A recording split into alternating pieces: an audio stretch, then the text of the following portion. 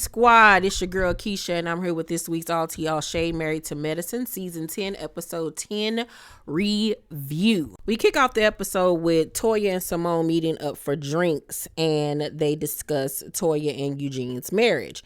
And Toya says she realizes that she needs to learn how to address Eugene better because she can be very harsh with her directness, and I agree. She does need to learn how to talk to him and speak to him and relay when she doesn't like something in a better way, because it's one thing to be direct and it's another thing to be rude and insensitive. And I think that's where she's at when it comes to Eugene.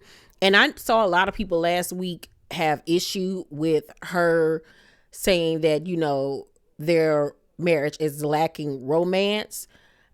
I saw a lot of people saying this man work 10 hours a day or however long to take care of you. You should be grateful, this, that, and the third.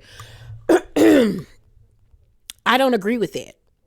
He's going to work those hours whether he's with her or not. Let's be real, first of all. Second of all, would you rather for her to cheat? Would you rather for her to just leave the marriage without trying and voicing how she feels? I think that it's very positive that she's letting him know this is lacking for me. I need this from you. You know what I'm saying? Because a lot of couples won't say anything and then they look up and they're getting a divorce. And just because a person is a doctor does not mean that you're off the hook from romancing your wife, and vice versa. You know what I'm saying? Just because she's on the show, just because she's a mom, just because she's doing her wine thing does not give her the right to slack off on the relationship. And with them being together as long as they have been, you do have to keep the romance alive. A relationship and marriage is just as hard as any job, if not harder. Okay? So I don't blame her for letting him know how she feels. But Simone says to her that Eugene told Cecil that he's scared to plan things for her because she's so critical. And Toya tells a story about how one of their anniversaries here recently, he took her on this trip and they did like a carriage ride, and the person was telling them history about the town that they were in, and she was like, it sucked, it was boring, and she said that to him. But she's the same person in her confessional saying how back in the day when he used to date her and surprise her, he used to enlighten her. So that is him enlightening you. But I can also see where Toya is coming from. Just like the date he just prepared for them, that was more so for him than it was for her. He had more fun with the chef than she did. You know what I'm saying? So I get where she's coming from, but then I also think that she needs to step back and take a look at what she's exactly trying to convey as far as her feelings. And that's what Simone was trying to get her to realize. Like, girl, you got to get it together. Okay? We learned that T has a fibroid. She needs surgery. She's going to have to wait 6 months to get pregnant.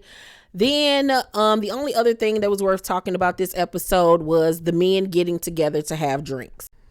Big Country is back in town, and if you don't know who is Big Country, I'm talking about Curtis, Groot's husband. He's been missing in action, child. The men are sitting around smoking cigars, drinking, and Kema says, where I'm from, if your woman isn't listening to you, it means you're a weak man. Oh, okay. He says, I live in America. I love it here, but women have been running things for too long. I refuse to cut my nutsack off. So antiquated and cavemanish and just ridiculous, ignorant on so many levels. Child, just because where you're from has that mindset does not mean that that mindset is correct. Okay? So Damon jumps in and was like, hold up. That almost sounds like you're saying everybody else here doesn't have nuts.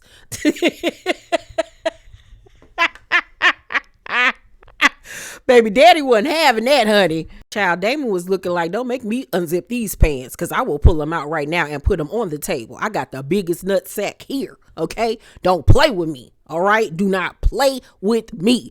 Mind you, the other guys are just looking at Kema like, oh, God, he don't even know he about to get eaten alive.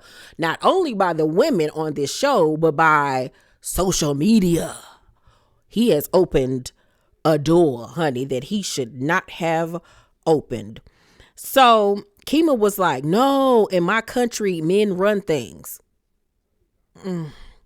So Big Country jumps in and was like, but you're in America. Only in America. So Damon says, I'm of Caribbean descent and American descent. So the thing is, there's good people, hardworking people, especially black men. So like sometimes I hear my brothers on one or the other side making different statements about American men. And I'm like, hold on.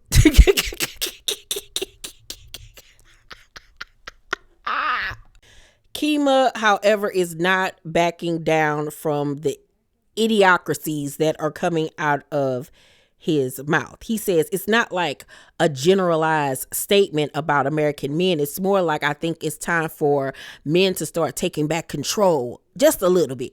Just a little bit. What? Y'all don't agree? What you think, Eugene?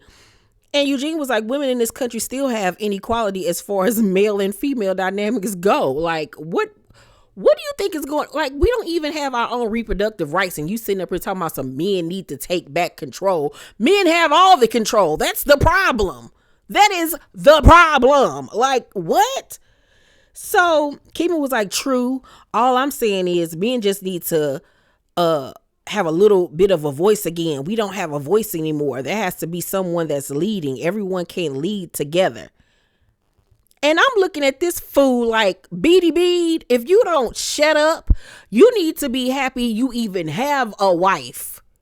First of all, it's obvious to me that he's one of those guys that comes from, you know, this background or whatever, and he's been taught to think and behave this way, but he really doesn't have the context to back up what he's saying. He's just regurgitating things that he's learned throughout his life because he sounds stupid. He really doesn't even have a reason to think the way that he does. He's just going by what he's been taught by the men in his life and in his culture.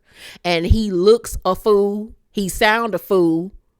And I'm looking at his dodo brain of a wife because she's sitting there with him in that confessional just a cheesing. So I'm already knowing that this topic of conversation is what's going to cause, I guess, the rift between her and Heavenly.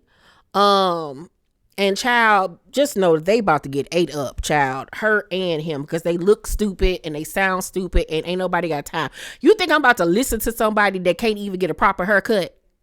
Child, get out my life. Get out my television screen, okay? Y'all let me know what y'all thought about this week's episode of Married to Medicine. It was a snooze fest like the last couple of episodes. This was literally like the only good part of the episode. So I'm going to give this week's review of Married to Medicine. I'm going to give it a D.